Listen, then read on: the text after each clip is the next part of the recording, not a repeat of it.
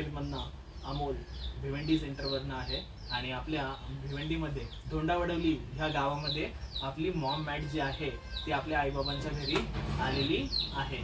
तर जाणून घेऊया यांना कशा प्रकारे आपल्या थेरपी सेंटरमध्ये येऊन काय फायदा जो आहे मिळालेला आहे. आई, तू कधीपासून आपल्या थेरपी सेंटरमध्ये येतेस? 2-1 महिने झाले. तुला कसं काय माहिती पडलं आपल्या थेरपी सेंटरमध्ये? मला ना बाहेरून माहीत पडलं, लांबूनच असं लांबूनच तुला माहिती पडलं का असं आहे म्हणून.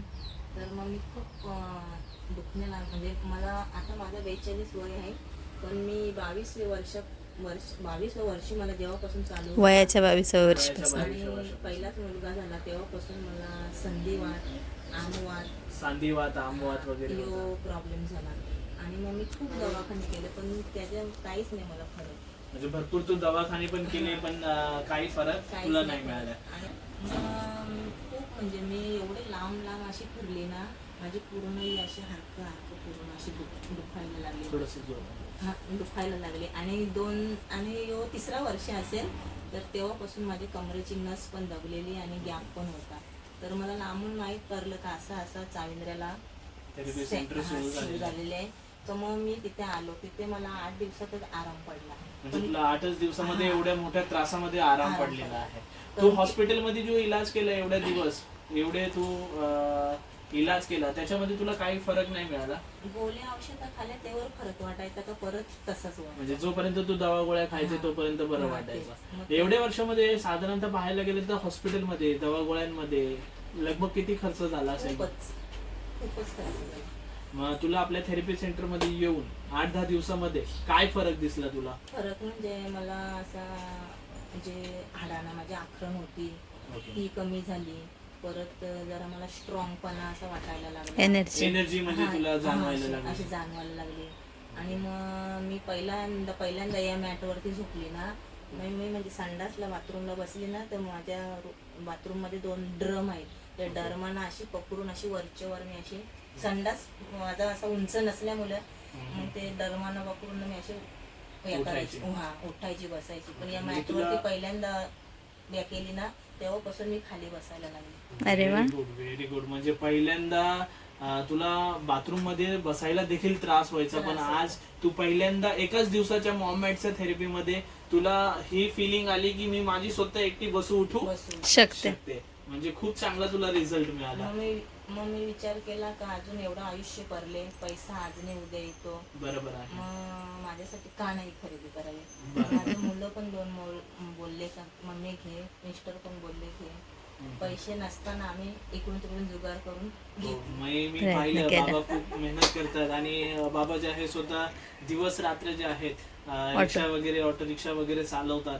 आणि आज माणसाची परिस्थिती नसताना सुद्धा एवढ्या सर्व गोष्टीवरती माणूस इकडे तिकडे इन्व्हेस्टमेंट करतो.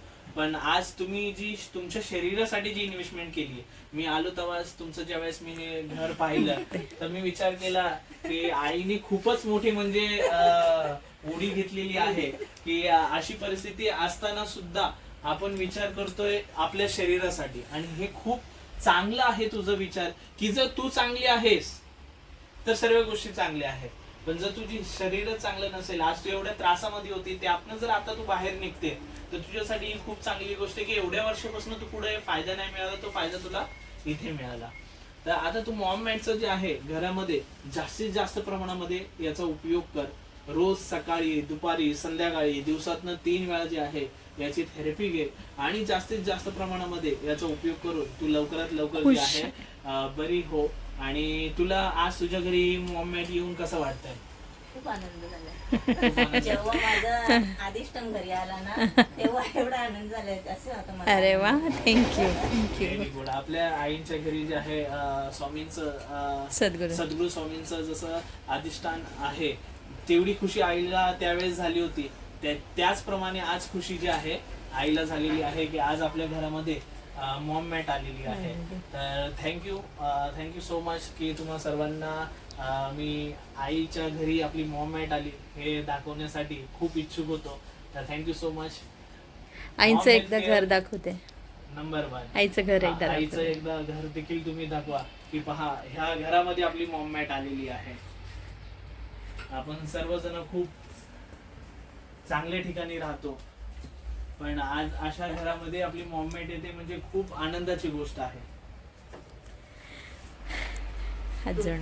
तुम्हाला असं Thank वाटत you. होतं आई काहीतरी सांगते ना परिस्थितीला चेहऱ्यावर वाटत नव्हतं ना तुम्हाला? नाही खर्च करू शकत, पण तुझ्याकडे एवढं म्हणजे तुझ्या घरात आज माणूस जर ₹1,00,000 जरी हातामध्ये असते तर विचार केला असतं की माझी लादी चांगली करून घेऊ की प्लास्टर चांगला करू की घरामध्ये कुठली सुखसोयीची गोष्ट येऊ, पण तू तुझ्या शरीराचा विचार करून तुझ्यासाठी ही मॅट घेतलेली आहेस.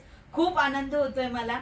आणि समर्थ चरणी माझंही निवेदन हेच असेल की तू जर माझ्यावर विश्वास ठेवून हे घेतलेस ना तर 101% तुलाही या गोष्टीचा आराम मिळावा आणि तुझं पूर्ण परिवार याच्याने आपली हेल्थ चांगली करावी. येणारा पावसाळा आहे, त्या पावसाळ्यामध्ये तुला रोगराईंपासून दूर ठेवण्याचं काम ही मॅट 101% करेल अशी मी आशा करते.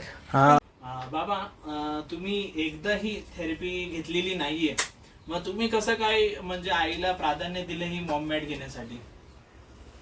याच्यावर झोपल्यानंतर खूप आराम वाटला.